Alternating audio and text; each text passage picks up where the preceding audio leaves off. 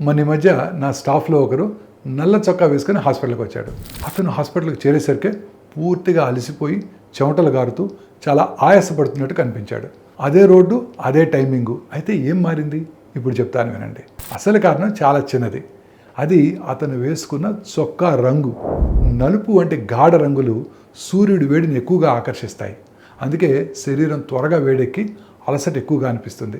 అదే తెలుపు షర్టు లేదా లేత నీలం వంటి మృదువైన రంగులు అయినట్టయితే వేడిని తిరిగి ప్రతిబింబిస్తాయి. అందుకే ఆ వేసవిలో కాస్త చల్లగా అనిపిస్తాయి. ఇంకో ముఖ్యమైన విషయం ఏంటంటే బట్ట పాలిస్టరు లేదా బిగుతుగా ఉండే బట్టలు కనుక వేసుకున్నట్టయితే చెమట బయటకు రాకుండా లోపలే ఉండిపోతుంది. దాంతో మరింత అసౌకర్యంగా అలసటగా అనిపిస్తుంది. కానీ నూలు, లినెను, ఖాదీ వంటి సహజమైన బట్టలు కనుక అయినట్టయితే చర్మం ఊపిరి పీల్చుకునేలా చేస్తాయి. చెమట త్వరగా ఆరిపోతుంది, శరీరం సహజంగా చల్లబడుతుంది. కాబట్టి ఈ వేసవిలో బయటికి వెళ్ళేటప్పుడు ఏది బాగుంటుంది అన్నదే కాదు, ఏది నన్ను చల్లగా ఉంచుతుంది అన్నది కూడా మీరు ఆలోచించుకోవాలి. ఎందుకంటే ఇలాంటి చిన్న చిన్న ఎంపికలే మీ రోజంతా ఎలా గడుస్తుందో నిర్ణయిస్తాయి.